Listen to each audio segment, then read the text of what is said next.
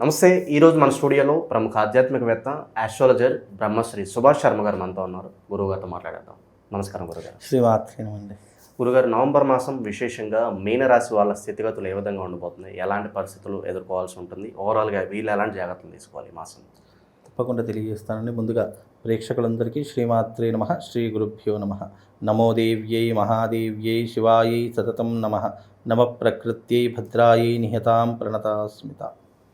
ఈ మాసంలో మీనరాశి వారి యొక్క సంచారం గ్రహగతులు కనుక చూసుకున్నట్టయితే మీనరాశి వారికి ఈ మాసంలో కొంచెం గడ్డు కాలము అని చెప్పుకోవచ్చు. ఎందుకంటే మీనరాశిలో శని సంచారము, అలాగే ఈ మధ్యకాలంలో వచ్చినటువంటి షష్టగ్రహ కూటమి ఇవన్నీ ఏర్పడడం కారణం చేత మీనరాశి వారికి దాని యొక్క ప్రభావం అనేటటువంటిది ఇంకా కొనసాగుతూనే ఉంది. కనుక ఈ మాసం అనేటటువంటిది మీనరాశి వారికి కొద్దిగా గడ్డు కాలము అని చెప్పుకోవచ్చు. అంటే ఆర్థికపరమైనటువంటి ఇబ్బందులు, అలాగే కుటుంబపరమైనటువంటి సమస్యలు ఏర్పడము, వృత్తి వ్యాపారాదులలో ఉన్నటువంటి వాళ్ళకి ఆర్థికపరమైనటువంటి నష్టం ఏర్పడము, ఇలాంటివి ఎక్కువగా జరిగేటటువంటి సందర్భాలు వాళ్ళ జీవితంలో ఏర్పడుతూ ఉంటాయి.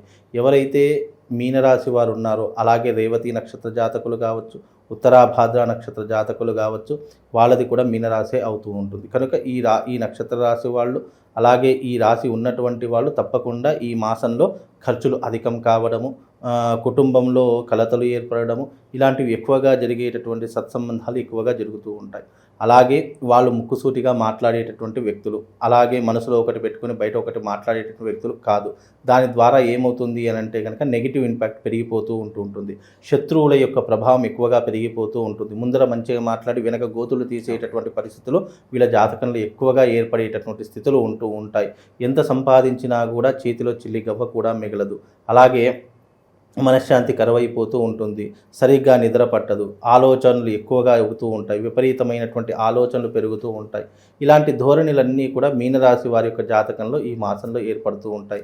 అలాగే విపరీతమైనటువంటి కలలు పడటం జరుగుతుంది. భయాందోళనలు పెరిగిపోతూ ఉంటాయి. వృత్తి వ్యాపారాదులలో ఉన్నటువంటి వారు ఎవరైతే ఉన్నారో వాళ్ళకు తీరనటువంటి ఇబ్బందులు ఏర్పడేటటువంటి సందర్భాలు ఈ మాసంలో ఈ యొక్క మీనరాశి వారి యొక్క జాతకులకు ఏర్పడుతూ ఉంటాయండి. ఓకే. ఇక వ్యాపార పరంగా ఎలా ఉంటుంది? ఈ టైంలో ఇన్వెస్ట్మెంట్స్ ఆపేస్తేనే బెటర్ అంటారా? ఎంతకాలం తర్వాత మళ్ళీ అది రెజ్యూమ్ చేసుకోవచ్చు అంటారు? ముఖ్యంగా మీనరాశి వారికి ఖర్చులు అధికమవుతూ ఉంటాయి అని చెప్పాను. ఖర్చులు అధికము అనేటటువంటిది ఎలా ఉంటుంది అని అంటే కనుక అవి శుభకార్యాలకు కావచ్చు, లేదా ఏదైనా ఆర్థికపరమైనటువంటి లావాదేవీలు ఇన్వెస్ట్మెంట్లు కావచ్చు, లేదా ఏదైనా కొనుగోలు చేసేటటువంటి విధానంలో కావచ్చు. ఎప్పుడైనా గుర్తుపెట్టి ఖర్చులు అధికము అన్నదానికి అర్థం ఏమిటి అని అంటే కనుక మీరు ఇన్వెస్ట్మెంట్ పెట్టేటటువంటి సిచ్యువేషన్స్ రావచ్చు, లేదు అంటే కనుక మీరు ఇంటి యందు శుభకార్యాలు చేసేటటువంటి సందర్భాలు ఏర్పడవచ్చు, లేదా స్టాక్ మార్కెట్ కావచ్చు, లేదు అని అంటే కనుక ఈ బంగారం మీద పెట్టుబడులు కావచ్చు, భూముల మీద పెట్టుబడులు కావచ్చు. ఇవన్నీ కూడా ఖర్చుతో కూడుకున్నటువంటి వ్యవహారాదులు కాబట్టి ఇలాంటి వ్యవహార శైలి జరుగుతుండొచ్చు అని చెప్పేసేటటువంటిదే ఈ ఖర్చు అనేటటువంటి దానికి అర్థము. కనుక ఈ మధ్యకాలంలో మీనరాశి వారికి ఏదైనా ఇన్వెస్ట్మెంట్ పెట్టాలి అని అనుకుంటే కనుక ఇలాంటి ఇన్వెస్ట్మెంట్లు పెట్టేటటువంటి తరహాలు కనిపిస్తాయి. ముఖ్యంగా స్టాక్ మార్కెట్లో పెట్టవచ్చు, అలాగే భూములు కొనుగోలు అమ్మడానికి కావచ్చు, దాని మీద పెట్టుబడులు పెట్టవచ్చు, మరి ముఖ్యంగా బంగారం మీద పెట్టుబడులు పెట్టవచ్చు. ఇలాంటి ఏదైనా పెట్టుబడులు పెడితే తప్పకుండా ఇప్పుడున్నటువంటి సిచ్యువేషన్లో ఫర్దర్గానైనా కూడా మంచి రాబడి వచ్చేటటువంటి అవకాశాలు ఈ పెట్టుబడుల విషయాల్లో కనిపిస్తూ ఉంటాయండి. స్థానచలనం కలిసి వస్తుందంటారు? ఎటైనా ప్రదేశం మారాలన్నా, లేకపోతే కంట్రీ మారాలన్నా కూడా బాగా ఉంటుంది? ప్రస్తుతానికి స్థానచలనం అనేటటువంటిది అయితే ఏమీ లేదు. వీళ్లకు ఉన్న దాంట్లోనే సరిదిద్దుకోవడం చాలా ఉత్తమం. ఇప్పుడు ఉన్న ఉద్యోగంలో కంటే మళ్ళీ కొత్త ఉద్యోగంలోకి వెళదామని అనుకుంటే అక్కడ ఉద్యోగం సరిగ్గా దొరకకపోవడంతో పాటు సరిగ్గా జీతభత్యాలు కూడా ఇచ్చేటటువంటి పరిస్థితులు ఉండవు. అంటే ఆర్థిక పరిస్థితి అనేటటువంటి మెరుగుగా లేదు కాబట్టి ఎక్కడికి వెళ్ళినా కూడా వీళ్ళకు అంత ఆపర్చునిటీస్ అనేటటువంటి అవకాశాలు అనేటటువంటివి అంత సరిగ్గా దొరకవు. ఉన్న దాంట్లోనే అడ్జస్ట్మెంట్ అయిపోయి వేరే దాని గురించి ఆలోచించకుండా ఉన్నదాన్నే ఏ రకమైనటువంటి డెవలప్మెంట్ చేసుకుందామనేటటువంటి ఆలోచనలు వీళ్ళ జీవితాన్ని కొంతవరకు అభివృద్ధి వైపు నడిపించేటటువంటి లక్షణాలు కనిపిస్తూ ఉంటాయి. మరీ ముఖ్యంగా వీళ్ళకి ఏంటి అని అంటే కనుక ఇప్పుడు మీనరాశి వారికి జన్మస్థానంలో శని సంచారం వలన వీళ్ళకు స్థానచలనం అనేది, అంటే ఒక చోట నిలబడే కుదురుగా ఉండేటటువంటి వ్యక్తిత్వం ఇప్పుడు ఉండదు. వీళ్ళకు ఎప్పుడు కూడా ఒక చోటుని మరో చోటికి వెళ్ళడము, వృధా ప్రయాణాలు చేయడము, వృధా ఖర్చులు చేయడము, అలాగే వృధాగా ఉండేటటువంటి ప్రతి పనిని కూడా చేయడం, టైం వేస్ట్ అనేటటువంటిది ఉంటే కనుక మీనరాశి వారు టైం వేస్ట్ చేయడంలో ఇప్పుడు మొదటి స్థానంలో ఉంటారు. ఎందుకంటే వాళ్ళు ఏదో చేద్దాం అనుకుని ప్రయత్నం చేస్తూ ఉంటారు, ఏదో జరిగిపోతూ ఉంటుంది. కాలం అనేటటువంటిది వాళ్లకు సరిగ్గా సహకరించకపోవడం వల్ల వాళ్ళ జీవితంలో ఎన్నో రకాలైనటువంటి ఇబ్బందులు, ఒడిదుడుకులు ఎదుర్కొనేటటువంటి సమస్యలు ఈ మీనరాశి వారి యొక్క జాతకంలో ఏర్పడుతూ ఉంటాయండి. ఉద్యోగస్తులకు, నిరుద్యోగులు ఎవరైతే ఉంటారో వాళ్ళ శుభవార్త ఎక్స్పెక్ట్ చేయడానికి ఎంతకాలం పట్టవచ్చు? ఉద్యోగస్తులకైతే ఉద్యోగ అవకాశాలు అయితే తప్పకుండా ఉంటాయండి. ఎందుకంటే జన్మజాతకంలో శని ఏర్పడినప్పుడు ఏమవుతుంది అని అంటే కనుక కష్టపడతారు, ఫలితాన్ని అయితే తప్పకుండా పొందుతారు. కాకపోతే ఆలస్యం అమృతం విషం, అంటే ఆలస్యం అమృతం విషము అని అంటే కనుక ఏదైనా కూడా ఆలస్యం జరిగింది అంటే అది తప్పకుండా మనకు ఒక శుభాన్ని ఇస్తూ ఉంటుంది.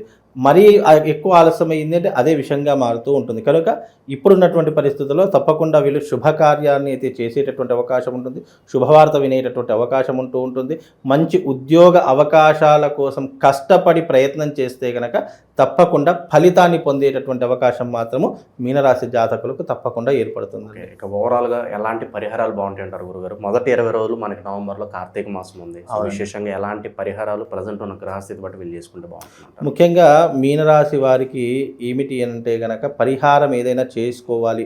జన్మజాతకంలో శని ఉంటుంది కాబట్టి వాళ్ళు కరంగలి మాల ధరించుకోవడం. కరంగలి మాల ఎందుకు ధరించుకోవాలి అని అంటే కనుక 2 విషయాలు చెప్తాను. ముఖ్యంగా నెగిటివ్ ఇంపాక్ట్ నుంచి బయటపడడానికి, అలాగే ఆర్థిక పరంగా బలాన్ని పుంజుకోవడానికి, కుటుంబ సమస్యలు ఏవైనా ఉంటే వాటిని మెరుగుపడడానికి, మనల్ని కంట్రోల్ చేసేటటువంటి ఒక యంత్రం ఏదైనా ఉందంటే అది కరంగలి మాల అని చెప్పుకోవచ్చు. అంటే కొన్ని వస్తువులలో ఉన్నటువంటి శక్తి ఏ విధంగా ఉంటుంది అంటే కనుక మనిషి యొక్క భావోద్వేగాలను తగ్గించేటటువంటి ప్రభావం ఎక్కువగా ఉంటుంది. అలాగే దైవికపరమైనటువంటి వస్తువులు ఎలా ఉంటుంది అంటే మనిషిని కంట్రోల్ చేసేటటువంటి కొన్ని యంత్ర పరికరాలు ఉంటాయి. అందులో ఒక కరంగలి మాల ఒకటి అని చెప్పుకోవచ్చు. కాబట్టి మనల్ని మనం కంట్రోల్ చేసుకోవడానికి, నియంత్రించుకోవడానికి ముఖ్యంగా ఉన్నటువంటిది కరంగలి మాల. కాబట్టి మీ జన్మజాతకంలో శని ఏర్పడుతుంది కాబట్టి శనికి సంబంధించినటువంటి వ్యతిరేకతలు జీవితంలో ఎన్నో అనుభవించవలసినటువంటి పరిస్థితులు ఇంకా 7.5 years అంటే 7.5 సంవత్సరాల పాటు ఏర్పడుతుంది. కాబట్టి మీరు తప్పకుండా కరంగలి మాల ధరించుకుని, అది కూడా పూజనీయమైనటువంటిది ఒరిజినల్ కరంగలి మాల, అందులో అది పూజ చేసినటువంటి వస్తువై ఉంటే గనక అది మీకు పనిచేస్తుంది. ఏదో నేను షాప్లో కొన్నానండి, డైరెక్ట్గా వేసుకున్నానండి అని అంటే కనుక అది కేవలం ఒక వస్తువుగానే పరిగణించబడుతుంది, కానీ అది దాంట్లో దైవికపరమైనటువంటి శక్తి ఉండదు. ఇప్పుడైనా ఒక వస్తువు మనం మెడలో కావచ్చు లేదా మన శరీరం మీద ధరించుకున్నప్పుడు దైవికపరమైనటువంటివి కరంగలి మాలలు కావచ్చు, లేదా రుద్రాక్షలు కావచ్చు, లేదా ఏదైనా లాకెట్లు, తాయెత్తులు కావచ్చు, లేదన్నా ఏదన్నా డాలర్స్ కావచ్చు, ఇలాంటివి మనం శరీరం మీద ఏదైనా పాజిటివ్ ఎనర్జీ కోసం ధరిస్తున్నాము అని అనుకోండి, దానికి తప్పకుండా దైవికపరమైనటువంటి శక్తి అందులో నింపి మనం ధరిస్తే గనక అది ఆ దైవికపరమైనటువంటి శక్తి మనల్ని కంట్రోల్ చేస్తుంది తప్ప వస్తువు ఎప్పుడూ కంట్రోల్ చేయదు మనిషిని. ఇప్పుడు నేను ఈ రోజున బంగారం ధరించాను, నేను ఈ రోజు వెంకటేశ్వర స్వామి పెట్టుకున్నానంటే ఇది కేవలం ఒక వస్తువు, నేను దీన్ని పూజ చేసుకొని పెట్టుకోలేదు. ఇది బంగారపైనటువంటి వస్తువు కాబట్టి నేను ఇది ఒక వస్తువులాగే ధరించాను తప్ప దీంట్లో దైవికపరమైన శక్తి ఉండదు. కానీ కొన్ని దైవికపరమైనటువంటి వస్తువులు ధరించాలి అని అంటే తప్పకుండా అందులో శక్తి ఇమిడీకృతమై ఉంటే అది మన జీవితంలో పనిచేస్తాం. అందులో కరంగలి మాల ఒకటి కాబట్టి తప్పకుండా మీనరాశి వారు కరంగలి మాలను ధరించుకోండి. వాళ్ళకు శుభం, లాభం, అదృష్ట యోగం కూడా కలుగుతుంది. అలాగే వాళ్ళకి చిన్న పరిహారం కూడా చెప్తాను. నేను చెప్పినటువంటి మంత్రాన్ని ప్రతిరోజు ఉచ్చారణ చేసుకునేటటువంటి ప్రయత్నం చేయండి. ఓం నీలాంజన సమాభాసం రవిపుత్రమిమాగ్రజం ఛాయా మార్తాండ సంభూతం తం నమామి శనైశ్చరం అనేటటువంటి మంత్రాన్ని ప్రతిరోజు 108 సార్లు ఉచ్చారణ చేసుకోండి. మీ మెడలో ఏదైనా మాల ఉన్నా కానీ, లేదా మీరు కొత్త కరంగలి మాల తీసుకుంటా అన్నా సరే ఆ మాలను పట్టుకొని 108 సార్లు, దాంట్లో 108 పూసలు ఉంటాయి, ఒక్కొక్క నామం చెప్పుకుంటూ ఆ యొక్క 108 పూసలు కాగానే దాన్ని కళ్ళకద్దుకొని మళ్ళీ మెడలో వేసుకునే ప్రయత్నం చేయండి. తప్పకుండా దాని ద్వారా వాళ్ళకు శుభం, లాభం కలుగుతుందండి. చాలా బాగా వివరించారు. ధన్యవాదాలు. శ్రీమా.